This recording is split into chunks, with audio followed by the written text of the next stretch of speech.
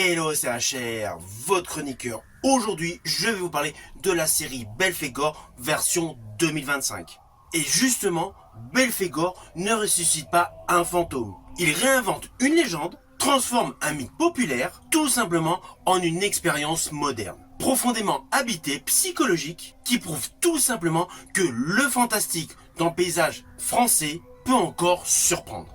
Alors je vous le dis tout de suite, j'ai apprécié cette série Belphégor. Oui, on entend ici et là beaucoup de critiques négatives sur cette série. Pourquoi? Parce que tout simplement, les gens recherchent une copie de l'original. Et justement, cette série est une relecture ambitieuse, résolument moderne. Avant d'aller plus loin, fiche technique de cette série. Alors cette série a pour titre Belphégor, c'est une série de 4 épisodes de 52 minutes, 100% française, disponible sur HBO Max.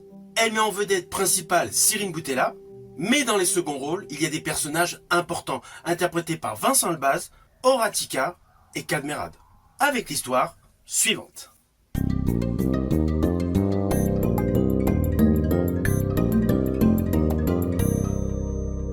Alors naturellement, je vais vous faire de manière simpliste. Nous découvrons le personnage interprété par Cyrine Boutella, c'est-à-dire Hafsa Moreau. Elle est restauratrice et elle tombe sur un masque mésopotamien représentant le dieu de l'orage, Baal. Et là s'ensuit des cauchemars, des rêves et une histoire qui semble partir dans différentes directions, mais en fait, tout se rattache sur le socle commun, c'est-à-dire l'origin story de ce masque et surtout comment il est arrivé au Louvre, avec des trafiquants, des subterfuges et un complot. Bref, je n'irai pas plus loin sur les lignes scénaristiques, mais voilà, l'histoire est assez dense et principalement réaliste. Alors justement, j'estime que cette série, Belphégor, réussit là où beaucoup de remakes échouent.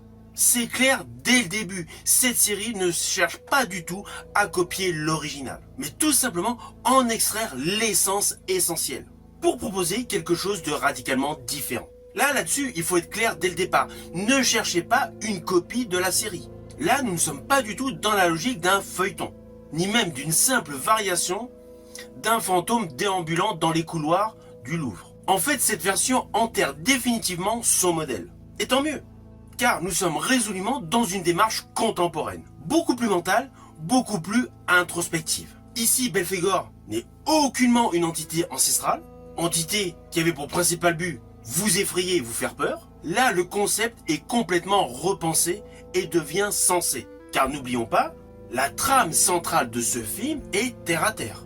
Alors oui, il y a du fantastique, mais il est insidieux. Cette série est davantage psychologique. On ne cherche aucunement à effrayer frontalement, mais à troubler, à questionner, en se posant une question fondamentale.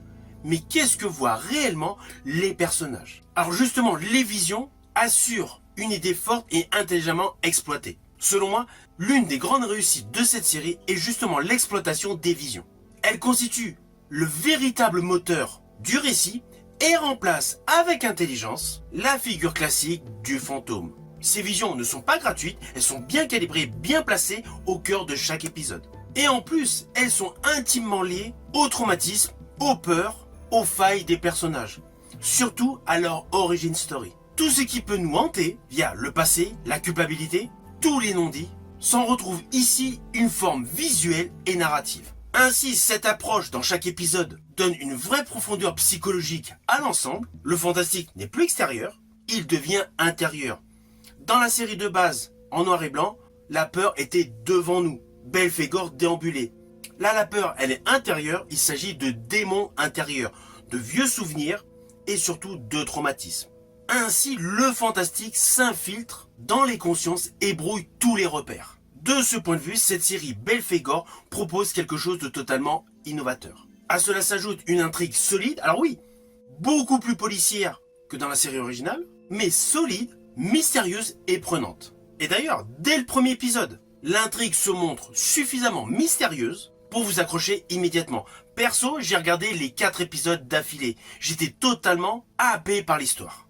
La série mélange habilement enquête, histoire ancienne, histoire actuelle, psychologie et thriller, avec une vraie cohérence sur l'ensemble. On sent réellement que le récit a été pensé pour maintenir tout simplement une tension continue. Alors perso, j'aurais aimé qu'il y ait 1 ou 2 épisodes de plus afin de rajouter de l'ambition narrative, voire un cran au-dessus. Alors peut-être qu'il y aura une 2e saison et justement, beaucoup d'enjeux vont se rajouter autour de ce masque de Belphégor. Ceci dit, les 4 épisodes affichent une vraie qualité d'écriture, une progression efficace, une trame qui tient au corps. Durant toute la série, on ne s'ennuie aucunement et chaque révélation qu'il y a au fil du déroulé de l'histoire nourrit justement le mystère au lieu de le dissiper. À cela s'ajoute une mise en scène assez classique mais judicieuse. Elle a un côté très sobre, maîtrisée et élégante et sert justement l'atmosphère de l'histoire. Car en fait, toute la réalisation accompagne l'intrigue sans l'écraser. On n'est pas affublé d'effets spéciaux de dingue pour nous camoufler des carences d'histoire. Là, l'histoire est édulcorée, elle est travaillée et justement la réalisation met en exergue toute l'enquête autour de ce fameux masque. Évidemment, tous les décors sont sophistiqués, sont soignés, sont lisses et nous baignent totalement dans l'histoire. Alors oui, en fait, le musée du Louvre n'a pas beaucoup servi dans cette série. Au fil des épisodes, la majorité des plans séquences et des scènes se déroulent en dehors du Louvre. On va pas se mentir, dans cette série, en fait, le musée du Louvre est davantage un cadre symbolique. Ce n'est pas le terrain de jeu principal.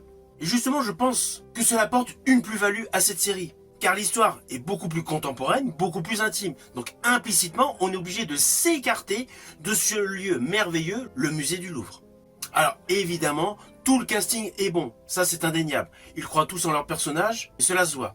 Mais je dirais, mention spéciale pour Chérine Boutella.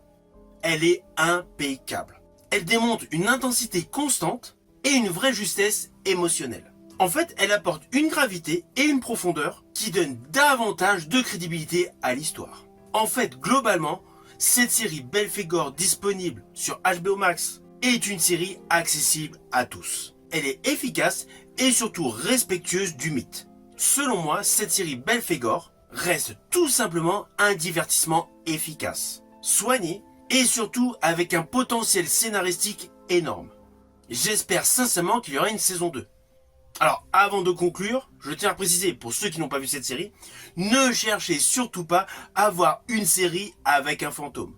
Certes, c'est une série qui nous hante, une œuvre qui troque la peur contre l'angoisse intérieure et surtout permet une réflexion sur les traumatismes que l'on peut avoir subis. C'est une mini-série française, ambitieuse, qui prouve tout simplement que revisiter un mythe peut encore avoir du sens lorsqu'on ose tout simplement le réinventer. Et sincèrement, dans le paysage audiovisuel français, cela fait plaisir de voir une série de cette qualité. Naturellement, c'est une série que je vous invite à découvrir. N'hésitez surtout pas à mettre en commentaire votre opinion. Je vous dis à bientôt pour une prochaine vidéo.